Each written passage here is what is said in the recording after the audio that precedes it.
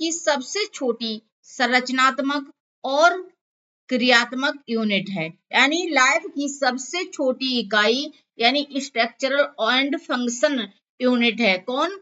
Cell. आइए हम इसके बारे में समझते हैं। देखिए, कोशिका के अध्ययन को साइटोलॉजी कहा जाता है। तो कोशिका के अध्ययन को क्या कहा जाता है? साइटोलॉजी कहा जाता है। कोशिका की दोस्तों खोज किसने की? तो कोशिका की खोज रॉबर्ट हुक ने की थी। कब की थी? यानी 1665 में ईस्वी में की थी। किसमें? मृत कोशिका की इन्होंने खोज की थी। किसमें देखा था? ये कोर्क में इन्होंने देखा था। तो रॉबर्ट हुक ने 1665 में मृत कोशिका की खोज की थी। क्वेश्चन आ जाता है कि जीवित कोशिका की खोज किसने की? तो आइए समझते हैं जीवित कोशिका की खोज किसने की। देखिए, एंटोनी बेन ल्यूवेन हुक ने जीवित कोशिका की खोज की थी। इसके प्रकार कितने होते हैं? यानी कोशिका हमारी दो प्रकार की होती है। प्रोकैरियोटिक यानी प्रारंभिक कोशिका जिसमें न्यूक्लियस विकसित नहीं होता है, जैसे बैक्टीरिया। यूकैरियोटिक कोशिका यानी जिस विकसित कोशिकांग जिसमें न्यूक्लियस पूर्ण रूप से विकसित होते हैं, ह्यूमन और प्लांट में ये पाई जाती है। अब इनके बारे में हम विस्तार से समझेंगे। देखिए, कुछ इंपोर्टेंट फैक्ट हैं जो अक्सर एग्जाम में पूछ लिए जाते हैं, हम उनके बारे में समझते हैं। देखिए, क्वेश्चन आता है मानव शरीर की सबसे छोटी कोशिका कौन सी है? देखिए, तो कोशिका कौन सी है? शुक्राणु यानी स्पर्म। यह नर जनन कोशिका होती है, यानी मेल रिप्रोडक्टिव सेल होती है। मानव शरीर की सबसे बड़ी कोशिका यानी largest cell in human body, यानी मानव शरीर की सबसे बड़ी कोशिका कौन है? तो दोस्तों इसका आंसर है ओवम, एग सेल या अंडाणु। यह मादा जनन कोशिका होती है, यानी फीमेल रिप्रोडक्टिव सेल्स है। मानव शरीर की सबसे लंबी कोशिका कौन सी है?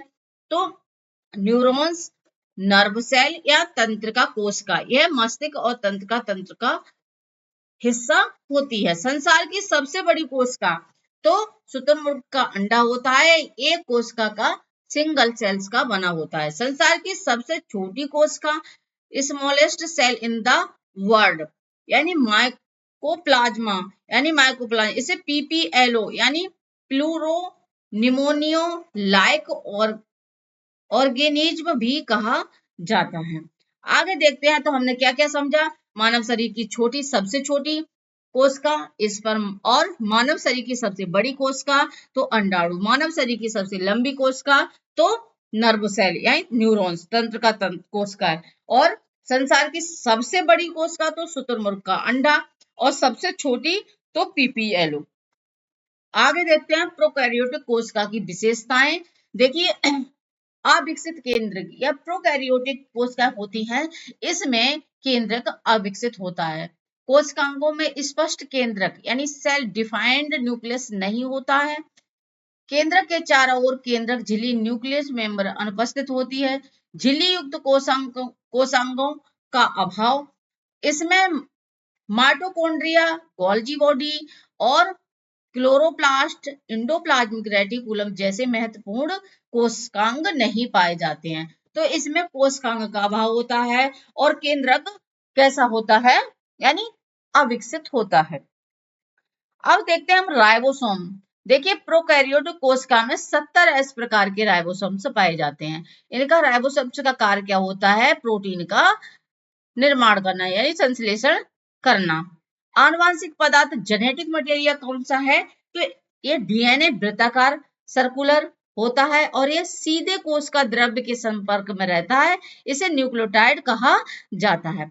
कोश का विभाजन दोस्तों प्रोकैरियोटिक सेल के अंतर्गत कैसा होता है? इसमें कोश का विभाजन मुख्य रूप से विखंडन या मुकुलन द्वारा होता है। इसमें माइटोसिस समसूत्री विभाजन नहीं होता है।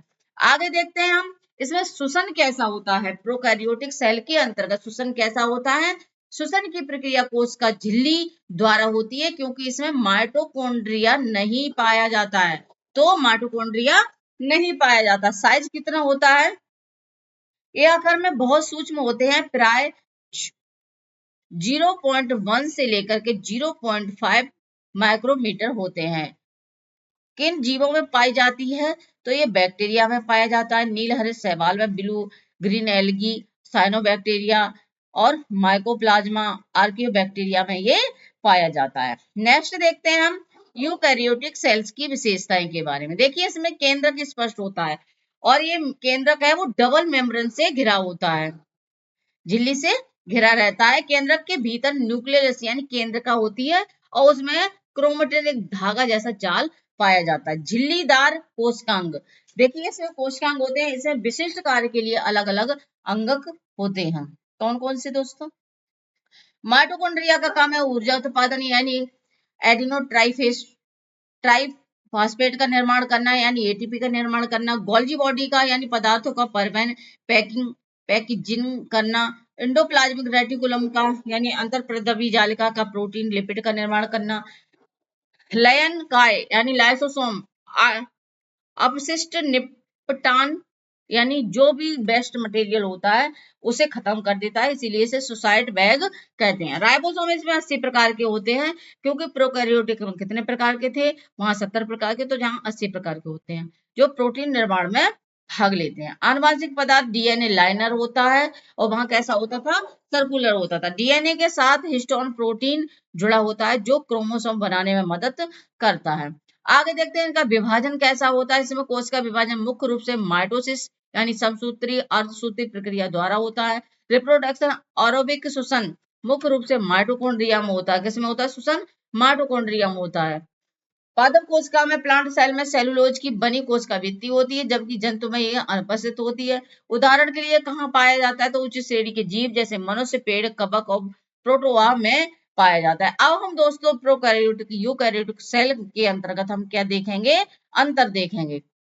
देखिए यूकैरियोटिक सेल और ये प्रोकैरियोटिक सेल, इसमें सच्चा स्पष्ट नाभिक होता है, ठीक है। इसमें सच्चा नाभिक नहीं होता है, ठीक है। ये नाभिक झिल्ली से घिरा होता है। ये केंद्रक किससे घिरा होता है? यानी डबल मेम्ब्रेन से घिरा होता है। यानी डीएनए नाभिक क्षेत्र न्यूक्लियोटाइड में होता है। केंद्रक का आकार बड़ा होता है, 10 से 100 माइक्रोमीटर, और यहाँ पे 1 से 10 माइक्रोमीटर होता है। इसमें झिल्ली से घिरे कोशिकांग पाए जाते हैं, जैसे mitochondria, Golgi body, endoplasmic reticulum आदि। इसमें झिल्ली से घिरे कोशिकांग नहीं पाए जाते हैं। डीएनए कैसा होता है? लाइनर रूप में नाभिक के अंदर पाया जाता है, यहाँ वृत्ताकार रूप में पाया जाता है, ठीक है। कोश का विभाजन मिथोसिस या मियोसिस, माइटोसिस या मियोसिस द्वारा होता है। यहाँ पे माइटोसिस कर लेना दोस्तों, यहाँ पे माइटोसिस है, ठीक है। माइटोसिस माइटोसिस के द्वारा होता है। और यहाँ पे क्या होता है? इसमें विभाजन विखंडन द्वारा, फिजन द्वारा होता है। ये कोश का जटिल संरचना वाली होती है। इनकी संरचना कैसी होती है? सरल होती है। उदाहरण के पौधे, जंतु, कवक, प्रोटोआ, प्रोटिस्टा आदि में पाई जाती है। बैक्टीरिया और साइनोबैक्टीरिया में पाई जाती है। आई होप आपको पसंद आया होगा, समझ में आया होगा। अगर मेरी वीडियो अच्छी लगती है तो लाइक शेयर सब्सक्राइब करना ना भूलें। Thank you.